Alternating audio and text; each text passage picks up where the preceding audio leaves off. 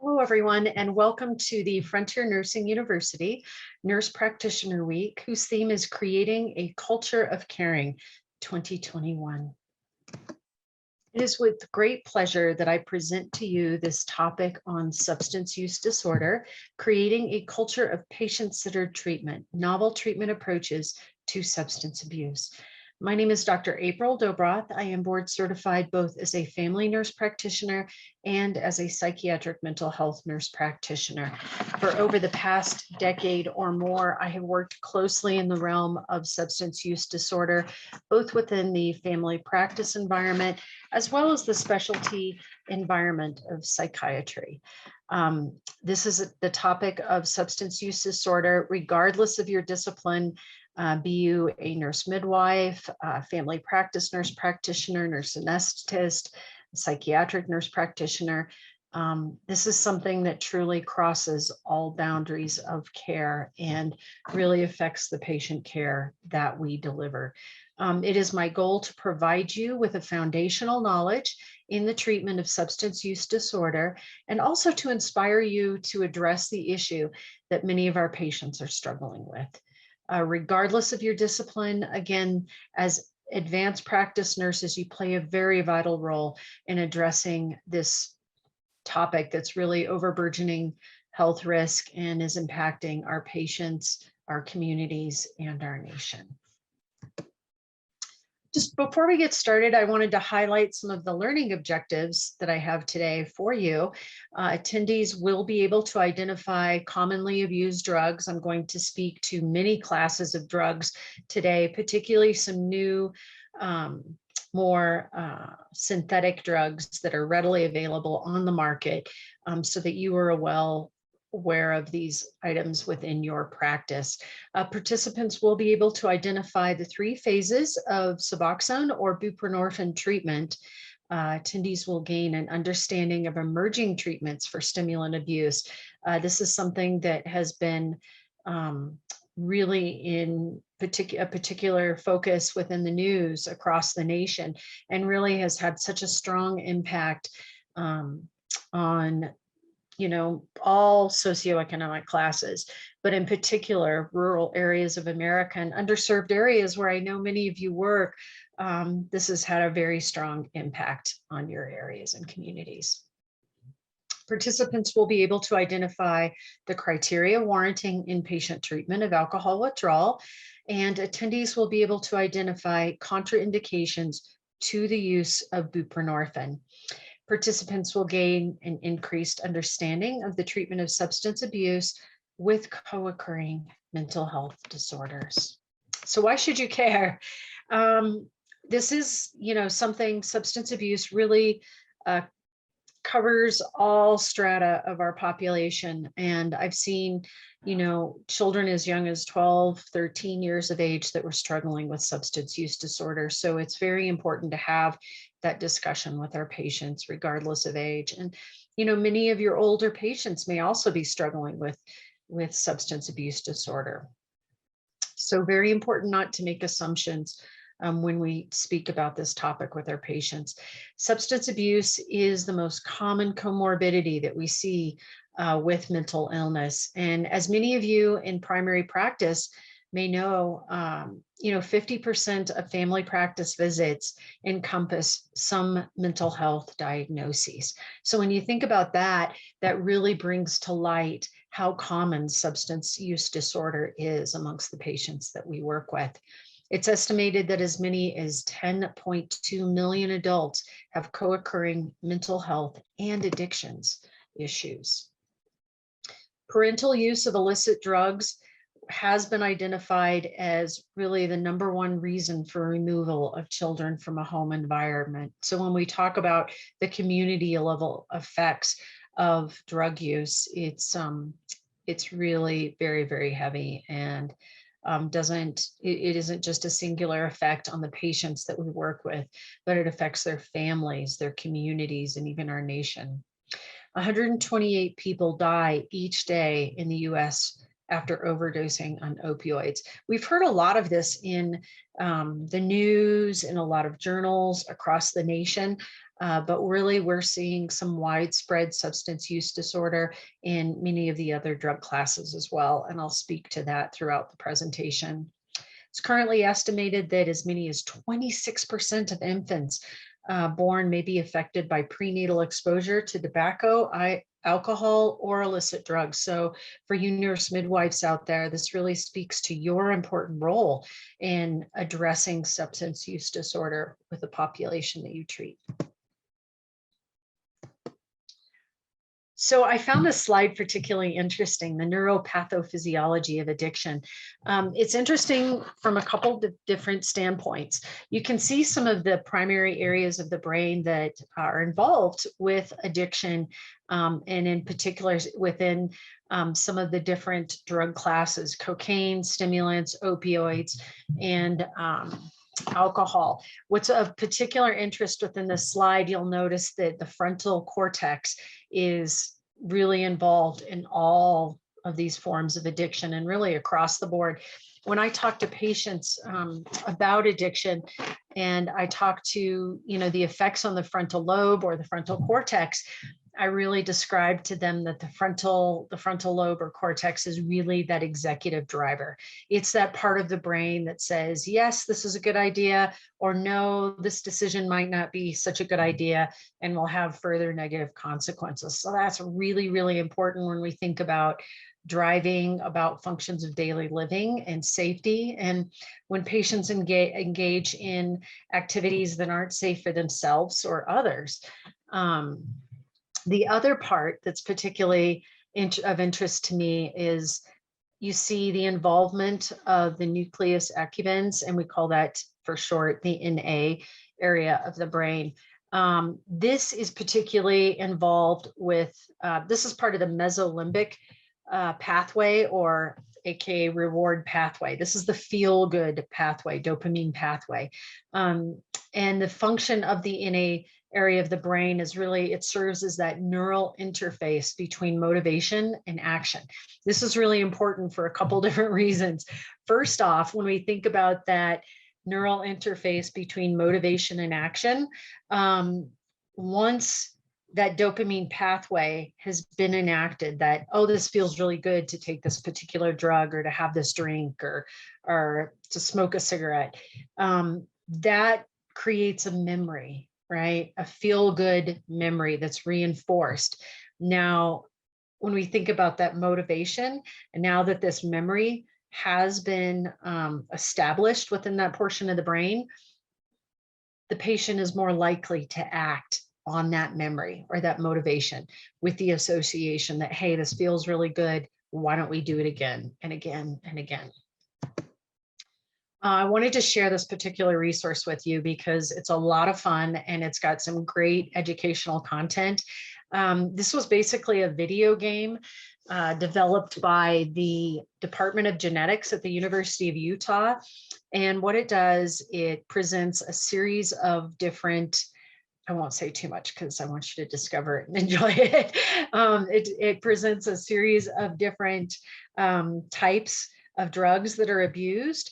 And it also allows you to kind of play this video game and you can see the neuropathophysiological effects and the addiction process associated with each of those drugs. So it's free to use. So feel free to use this link and I hope you all get a kick out of it. I've used it with patients, adolescent patients in particular, really have a lot of fun with it.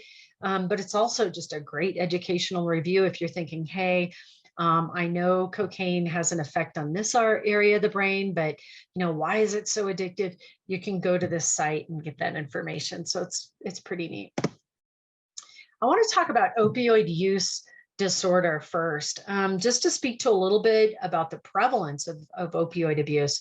We know that 11.4 million people have abused opioids in the past year. We do have quite a bit more research on this topic in the news more recently. One piece of research found that 53.1% of Americans reported misuse of a pain reliever from a friend or relative. Now, this is significant because this is not a prescription that had been prescribed to them by a healthcare provider. This was someone else's prescription that they were misusing. So to me, that really drives home.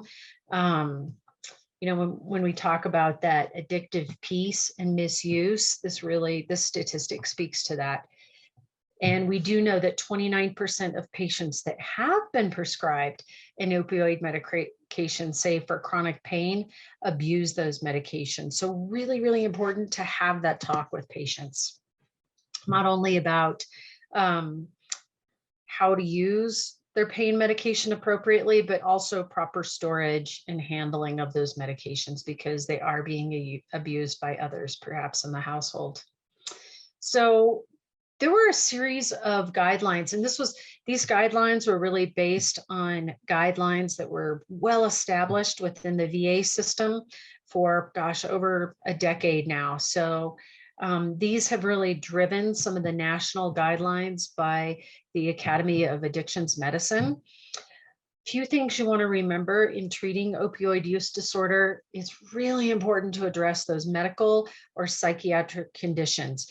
So while you're providing that medication-assisted treatment, for example, Suboxone or buprenorphine, you want to make sure that you're also talking to the patient about their depression, about their anxiety, about any medical issues that may come into play, because this can really drive the care that you provide. And remember that slide where we talked about the prevalence of mental health disorder along with substance use disorder.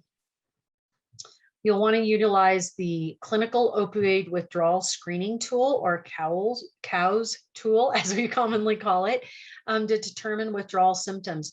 It's particularly important to do this initially as you start treatment, but also very important to continue to assess the treatment response at each visit with this patient. So very, very important to perform this screening, I would say, at every visit. And the guidelines also suggest an addictions-focused management. So this might include random urine drug screens, patient education regarding safety factors. I'll talk to, some of the different formulations of medication-assisted treatment, but some of them may be, may require some additional vigilance on the part of the patient as far as safe handling. And many of these drugs have a very high street value, so it's important to have that discussion with your patients as well. And also very important to instruct your patients to abstain from alcohol and any other illicit drugs, because that might potentiate the effects of some of these medications. As far as labs are considered, you'll want to order, just as a basic baseline, a CBC with differential, CMP, and liver function test initially, and if normal, reorder those, on the high side every 3 months to 6 months, just based on what the findings are. Very, very important to include substance use disorder counseling, and this is actually a requirement within the guidelines of medication-assisted treatment. So if you're a psychiatric specialist, you're providing that counseling, fantastic. You'll need to document that.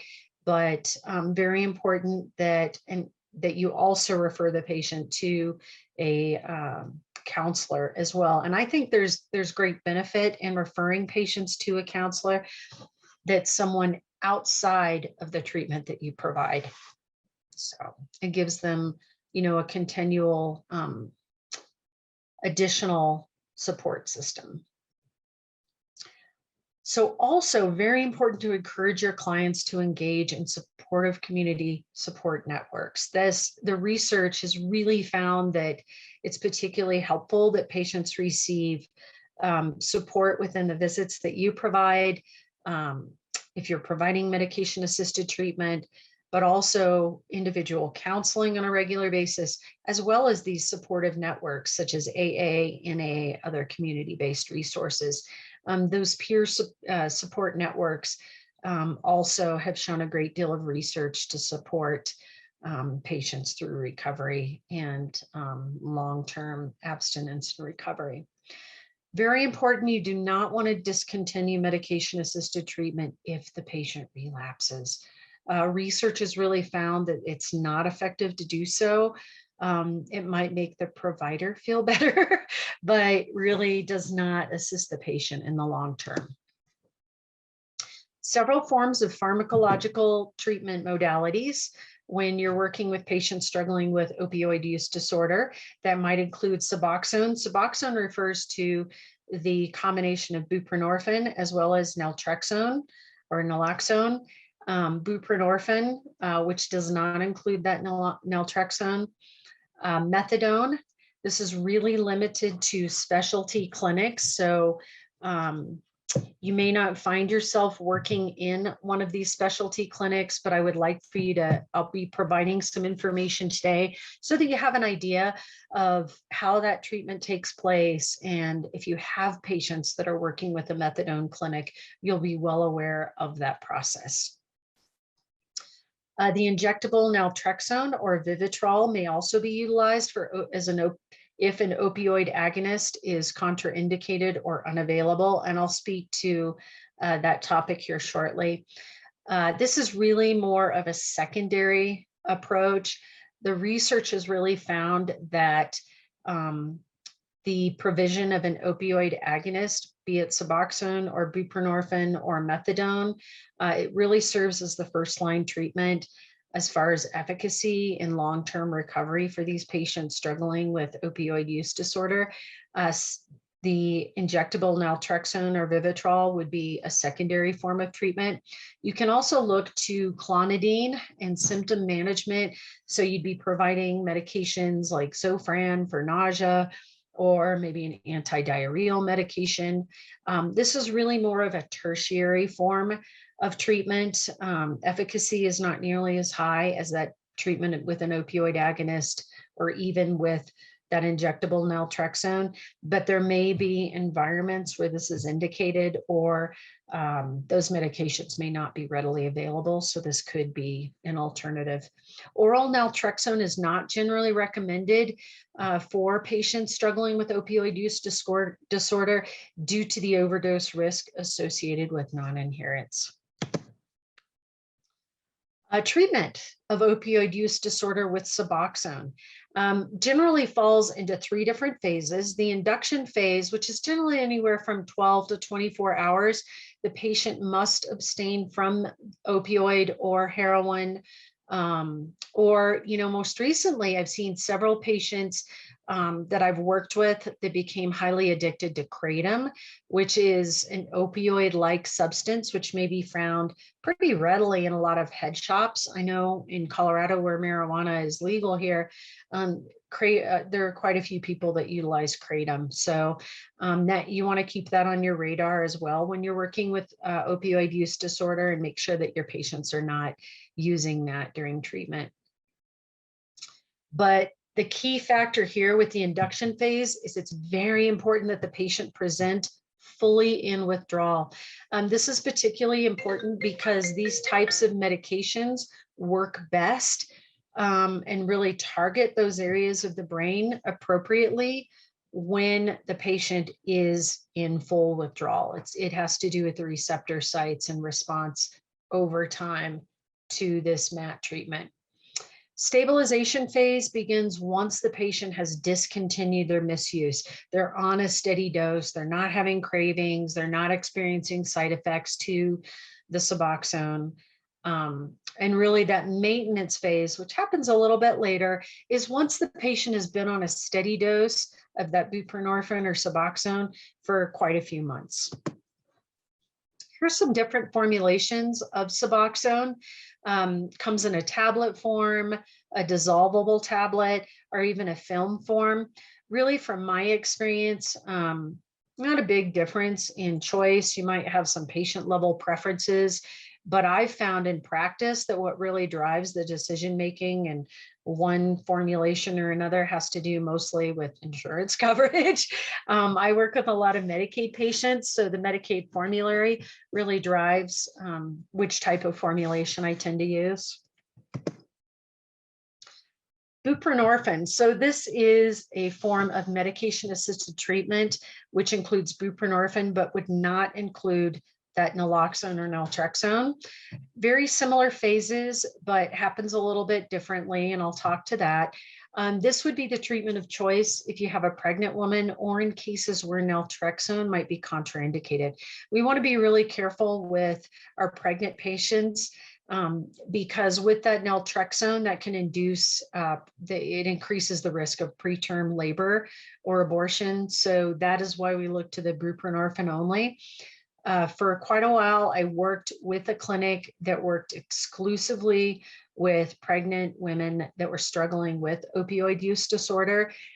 During the induction phase, because the risks are a little bit higher, the induction phase typically took place in more of an inpatient environment where if anything did happen or the patient experienced any side effects or whatnot, that could be addressed pretty aggressively.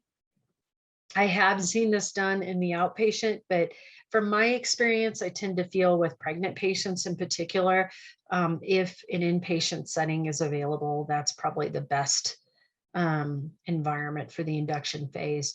With the induction phase, you'll typically start with 2 to 4 milligrams, and then that dose is increased by 2 to 8 milligrams as needed until symptoms of withdrawal are pretty minimal.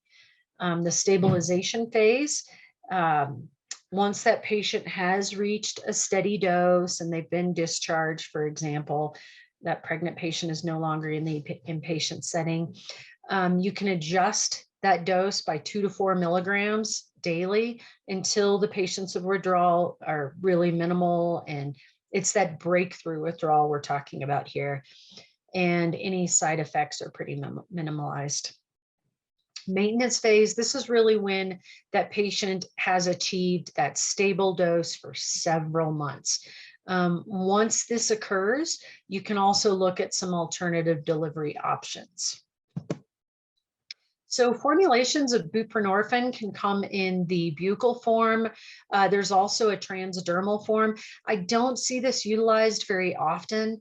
I have a feeling that has to do predominantly with insurance coverage, but there is a greater sense of responsibility for appropriate storage and handling with that particular formulation. It would be much like the fentanyl patch. So if there are pets or children in the home, that's certainly a consideration. This is very exciting. This is something that I've been involved with for a few years now. The buprenorphine subdermal formulation or Sublocade. This has been, from my experience, covered by many insurance companies and even Medicaid. It does deliver a continuous steady dose for 6 months. It is buprenorphine only. And this is really targeted towards those patients who have been in that maintenance phase for several months. That's really important because, again, this is going to be a continuous steady dose. There's a much lower risk of abuse. There's still a risk of abuse, but it's much, much lower. This can serve as a great form of long-term treatment. And really a lot of the research is finding that in patients struggling with opioid use disorder, we used to think that, the treatment protocol was 6 months, a year, but we're really finding there is no magic timeline, right? So important to support our patients through the recovery process. And for some patients that may take several years. Now, the buprenorphine is inserted initially and this can certainly take place in the outpatient setting. Many of you nurse-midwives may remember some of the old formulations that look similar to this. There are 4 rods, and it's a little bit different, say, than the Norplant that some of you may be familiar with, because it's a little bit, from my experience, tougher to insert because those rods are more flexible and therefore more friable. So during the RIM certification process, you undergo a 2-day day to 2-day training where you do actually practice inserting those rods, say in a pig's arm or foot. And It does take a bit of a knack, but it's a wonderful form of treatment. Really an ideal treatment for, say, that patient that travels on business and they really can't come in every month per se for that MAT treatment. That they would be an ideal candidate.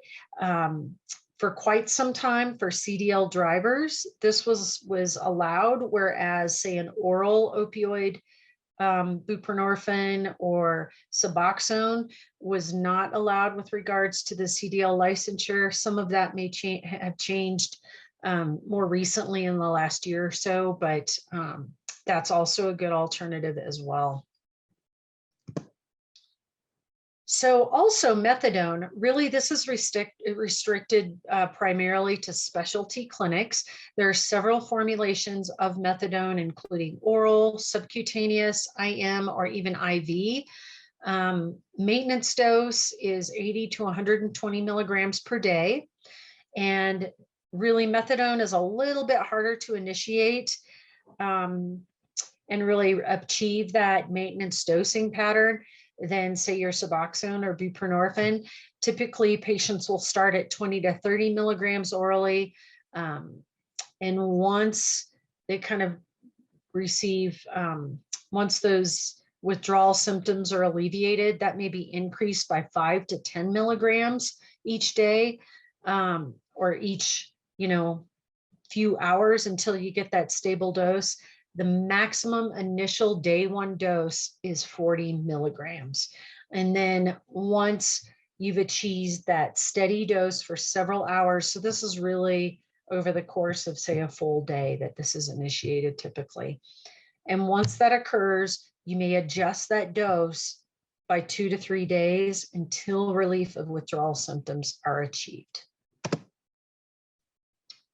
So Vivitrol, the intramuscular formulation of naltrexone or naloxone, this may be used when an opioid agonist is contraindicated.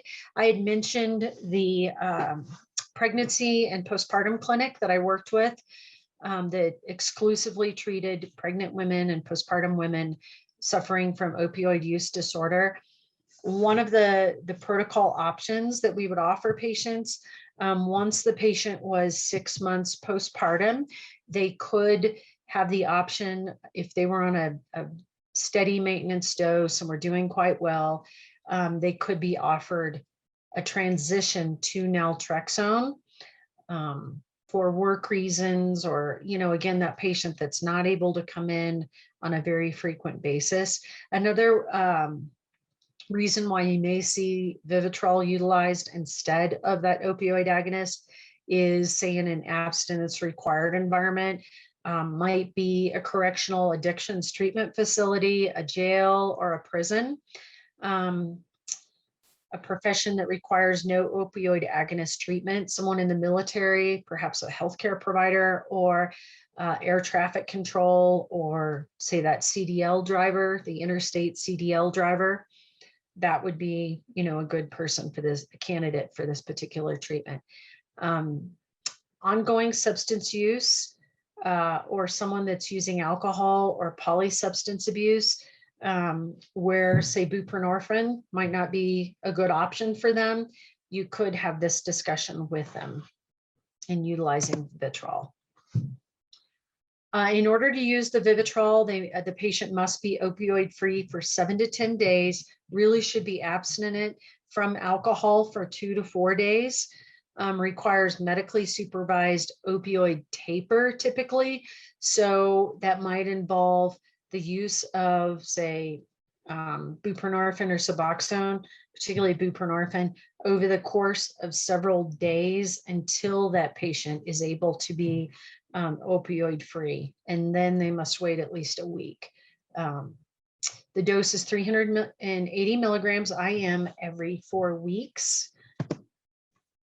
And in some cases, I just wanted to mention, if a patient has some breakthrough cravings and they're taking the Vivitrol once a month, I have utilized, and several practitioners utilize, an oral naltrexone, say for the last week, or even third and fourth last week, and fourth week, and that can be a very viable option for patients as well.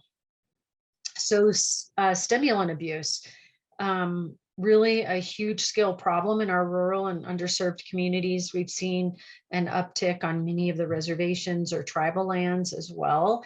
The stimulant class includes methamphetamine, cocaine, and even prescription stimulant medications. We're seeing a huge rise in the misuse of stimulant medications, particularly in college age people. So something to consider.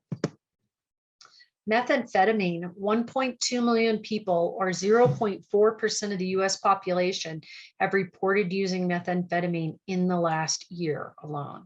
And over 12 million people, or 4.7% of the population, have reported using methamphetamine in their lifetime.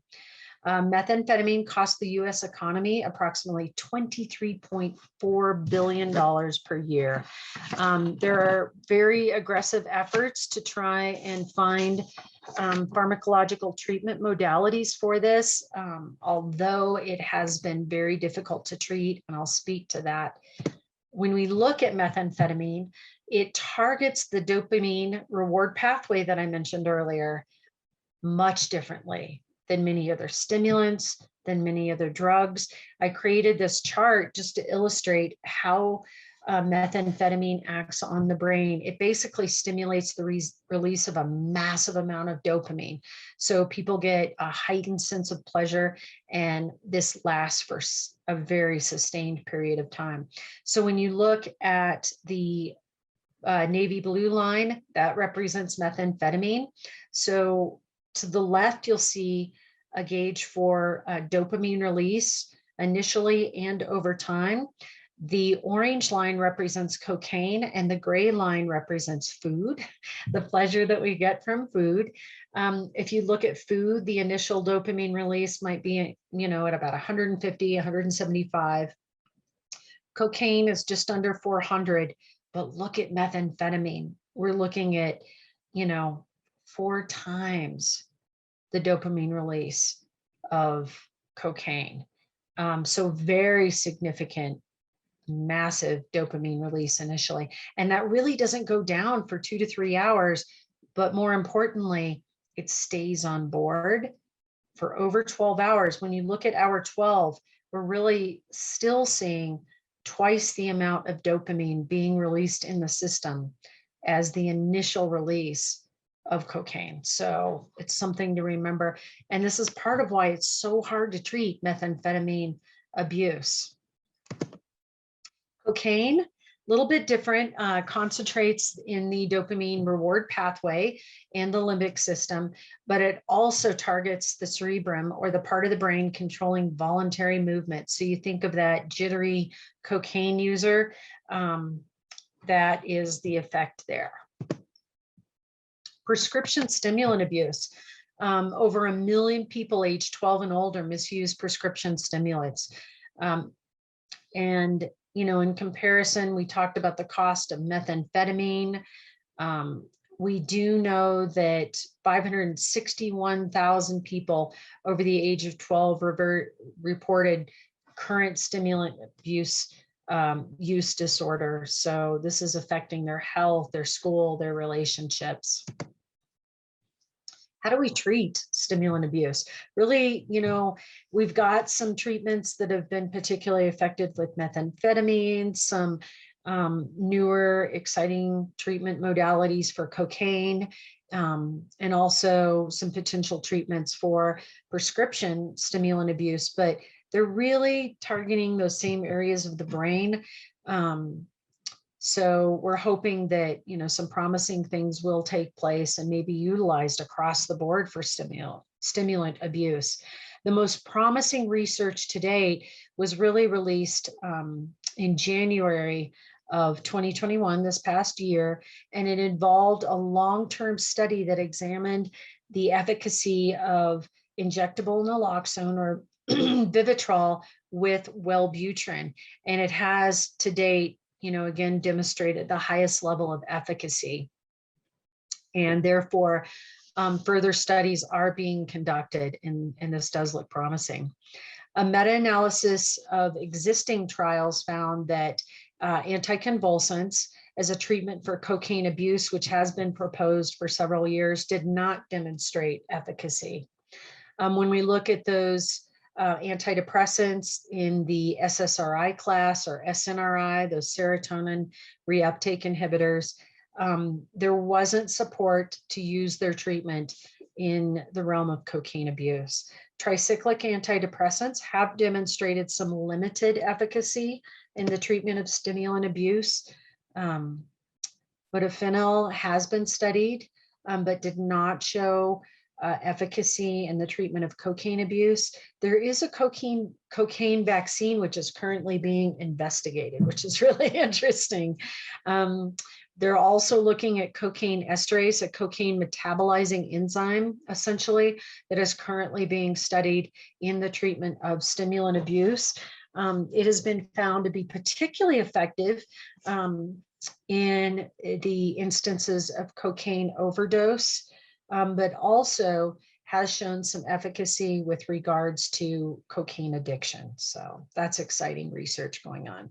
The dopamine agonist amantadine has also demonstrated some limited success in treating stimulant abuse. Withdrawal from stimulant abuse can begin within a few hours or several days, typically within day one. Common symptoms are pretty miserable. Cravings, high levels of depression, anxiety, panic disorder, insomnia, increased appetite, psychomotor retardation. Withdrawal symptoms should be treated based on presentation. So we want to do everything to make the client comfortable and really encourage them to stay sober. I really wanted to speak to you today about some of the new psychoactive synthetic drugs, predominantly because we're seeing a high increase in their use, and they're highly dangerous, deadly, but sadly, very readily available. Many of these drugs are available on the internet. The synthetic cannabinoids, which are legal, unfortunately, in my state, really a lot of the packaging, and I'll show you a picture here shortly, very colorful. They have, funky names and, Scooby snacks, like even names that are targeted towards kids or adolescents. The synthetic canthinones, also known as bath salts, Cloud9, white lightning, Wicked X, or zombie dust, very, very dangerous and even lethal. Synthetic cannabinoids are lethal, which we do not see in marijuana. Synthetic phenethylamine, when you see those drugs labeled like 64040, those numerical labels, NBOM, PEA, that refers to this class of medication, also very dangerous and potentially lethal. Synthetic cannabinoids can come in a liquid or other formulations. But as you can see by the packaging, really attractive packaging, and you see the Scooby snacks, really looks like children's candy. So these are particularly dangerous if you think about it. If an adult in the home is using these could definitely be mistaken for candy to a child. The side effects are very dangerous, even lethal. They're highly addictive. We see agitation, even psychosis, tachycardia, hypertension, intense hallucinations, even a high risk for rhabdomyolysis or kidney failure. We also see a lot of cardiac potential maleffects, including heart attacks, stroke, seizures, and risk of overdose and death. They're readily available on the internet. I know they're available in many of the head shops in Colorado, smoke shops, and even gas stations. Synthetic canthinones, formulation may be tablet, capsule, liquid, crystalline powder. They're typically swallowed, snorted, injected. You can see kind of the crystalline sort of rocket formulation there below, also known as bath salts. Again, we see similar side effects to the synthetic cannabinoids: increased tachycardia, hypertension, paranoia, agitation, psychosis, nausea, vomiting, reduced motor control.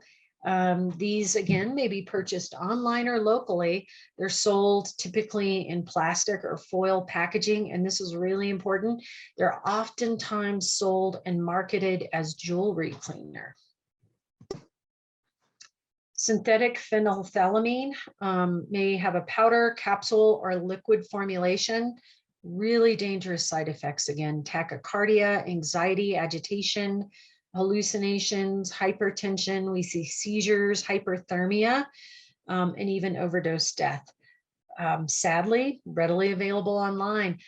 This picture that you see to the left is actually a picture of a product which I saw listed online, and had I wanted to, I could have just ordered it, no ID, nothing required. Hallucinogen. Many of you may be familiar with these drugs. These are some of the street names for the hallucinogenic drugs. We refer to these as dissociative drugs because we see that psychosis or dissociation that occurs across the board. They may come as a blotter paper, liquid. They may be in a natural form, tablet, tea, inhalant, or even powder.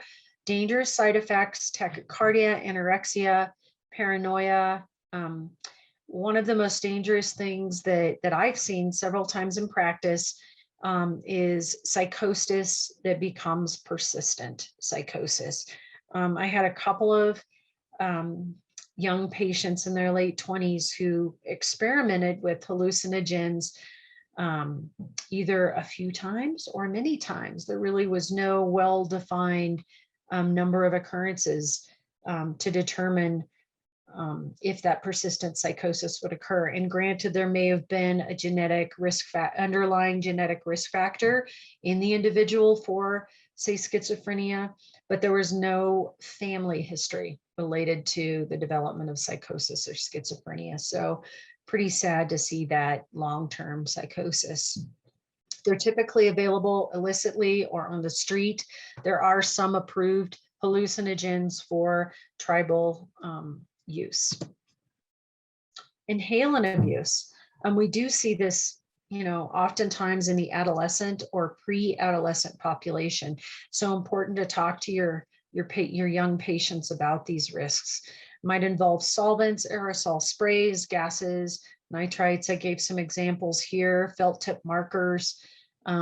Short-term effects include slurred speech, euphoria, dizziness, some longer health term effects, hepatic damage, kidney damage, hearing loss, decreased bone marrow, loss of coordination, and even delayed brain development. Sadly, I worked with a patient in his early 20s who used inhalants for several years and developed brain damage and was no longer able to function independently.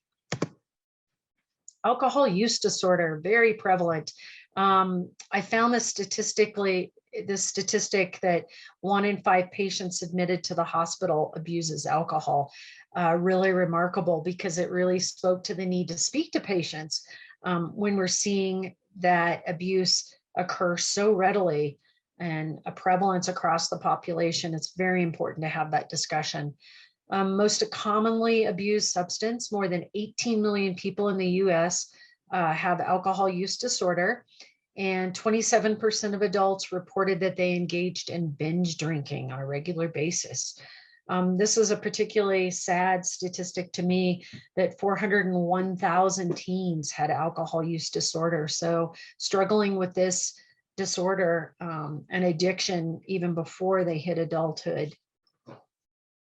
And alcohol misuse costs the United States over $249 billion each year. And this is another really important statistic. The World Health Organization tied alcohol misuse to more than 200 diseases and injuries, and found that it accounted for over 5% of the global burden of disease and injury. Treatment of alcohol use disorder. safety first, safety first, safety first. So really we want to address those concerns related to withdrawal.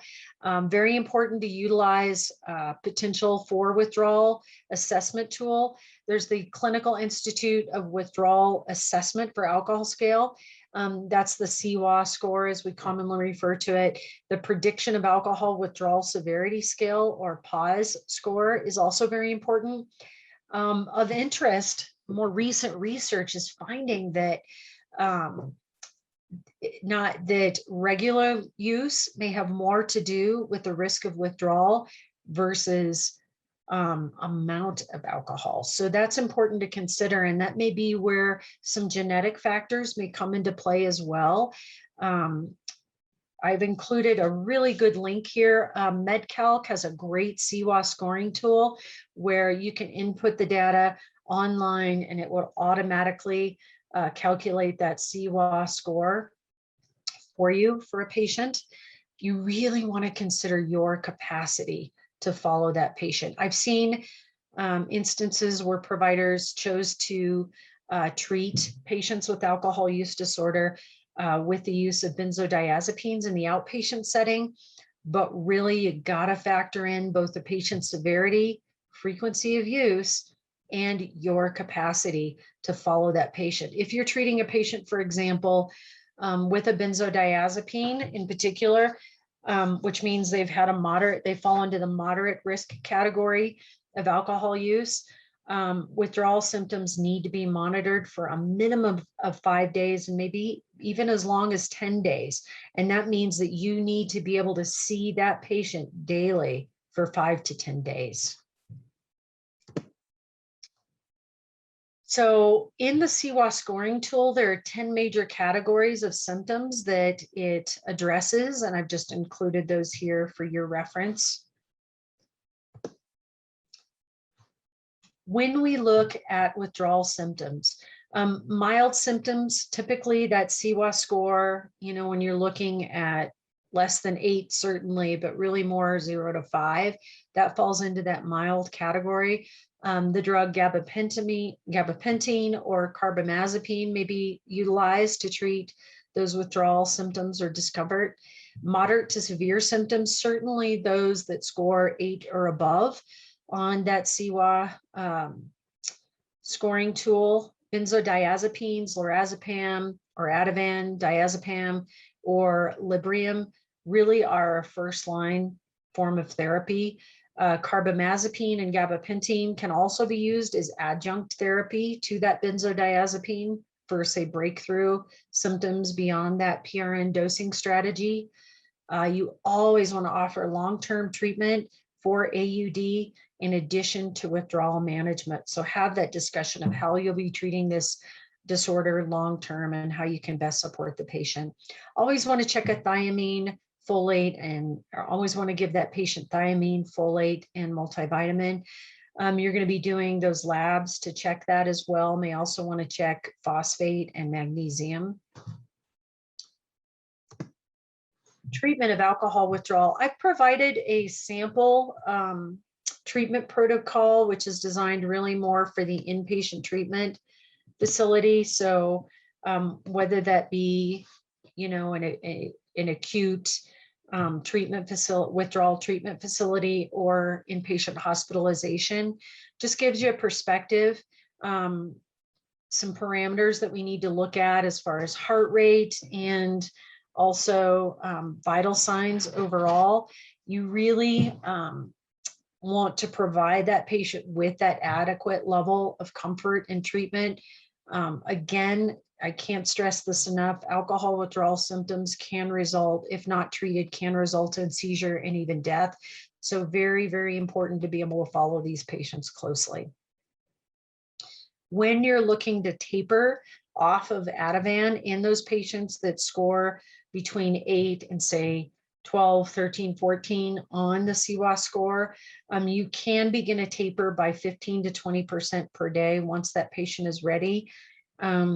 If frequent PRN doses are needed, you may want to consider raising that dose of the benzodiazepine until stabilization occurs. And then you can resume that taper, but at a slower rate of say 10% per day.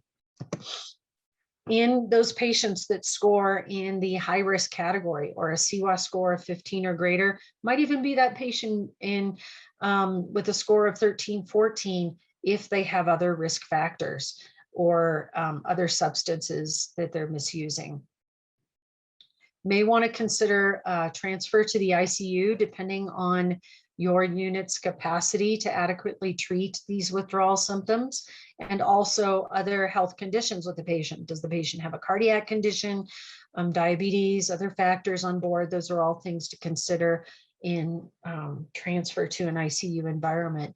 And this just gives you a perspective. It utilizes Ativan over the course of withdrawal, and some important vital signs to consider as well. After the patient has really stabilized for at least 24 hours, then you can consider, say, a slow taper of that benzodiazepine, but you want to really make it very slow. And we're really talking about 10% per day. Ongoing treatment of alcohol use disorder. And this is a discussion we're having from the very beginning, right? Before you even treat that withdrawal, you want to have a clear-cut plan to support this patient long-term. Camprol is not metabolized by the liver and may be used in those patients with hepatic issues. So when you're looking at those patients that fall, say, into the group A and B of the Child-Pugh classification, this would be a good drug to choose for them. The dose is 666 milligrams 3 times a day. You can start it immediately after withdrawal when abstinence is achieved, or that is your goal. You want to continue treatment even if relapse occurs. The research really supports this and really provides the patient with long-term success. Antabuse inhibits aldehyde dehydrogenase. Really fell out of favor. This was utilized for quite some time within the court system. And I think it really fell out of favor because of the punitive association with the use of the drug. But for some patients, it may be a really good choice. I have a particular patient in her 30s who tried a number of different medications to help her in recovery, support her in recovery, and really did not have good success, but did do well on Antabuse, and had been in jail several times, several DUIs. Really, she wanted to be on Antabuse for quite some time, and was very, very reluctant to talk about discontinuing its use because it had helped her so much. You do want to make sure that you're monitoring those labs, that you're looking at the liver function tests. Very, very important to instruct patients of the risks should they use alcohol. They may have that disulfiram alcohol reaction, psychosis, and there is a risk of optic neuritis or peripheral neuropathy. So want to keep an eye on that too. Oral naltrexone may be utilized. Typically, the dose will start from 25 to 50 milligrams daily. I find that most patients require 50 milligrams daily for adequate treatment of cravings. They must be opioid free for 7 to 10 days. This is contraindicated if a patient is taking an opioid medication, morphine, fentanyl, opium, tramadol, or even that kratom that I mentioned, because it has that opioid effect. You must instruct patients to avoid alcohol while using the medication, as the risk of overdose may be elevated. Vivitrol, the injectable form of naltrexone. If the patient is started on the oral form of naltrexone, they have good success, but maybe they don't want to come in quite as often, or really don't want the temptation of taking a pill every day. They'd rather just say, hey, I'd like to have the shot, have the same effect, and then I won't have the temptation of, hey, I'm going to go out with my friends. I want to use alcohol, so I won't take my naltrexone today. So this is a good drug option for those patients. Because of its bypass effect, there is no adjustment needed for those patients with hepatic impairment, those class A or B Child-Pugh patients. So that's another consideration. If a patient experiences breakthrough alcohol cravings towards the end of the month, say week 3, week 4, you may utilize the oral naltrexone for a short period of time. I've done this with a few patients, and it's proven to be quite successful. Tobacco use disorder. I found these statistics really enlightening. We know that 34.2 million adults use tobacco in the US, and 4.9 million teens reported tobacco use, even in 2018. 70% of smokers say they would like to quit and attempt to do so, but many patients report that they don't have that discussion with their healthcare provider. So if you're hesitant to have that discussion about tobacco cessation, know that 75% of your patients that are smoking would like to quit. So that's important to remember. ESPERT, or a brief intervention, has been found to be highly effective. You want to ask those clients where they're at. Are they ready? What stage of change might they be in? And that will allow you to provide that appropriate resource. They might say, hey, I'm not quite ready, but let's keep talking about this, right? Or, hey, I'm really ready. I need some help here. You just want to make sure that you show empathy. There are quite a few resources, the quit hotlines that provide treatment modalities free of charge for those patients. Just wanted to show you some nicotine replacement options available. Comes in many forms. There's a transdermal that many of you may be familiar with. There's the transmucal lozenges. We have the gum. There's nicotine inhaled. There's also nicotine nasal. I don't see this used very often because it requires such frequent dosing, but some patients do like it. Additional treatment options beyond the nicotine replacement, clonidine may be used. There's also a transdermal formulation of clonidine. Varenicline can be used. This is not recommended for those pregnant, breastfeeding patients or adolescents.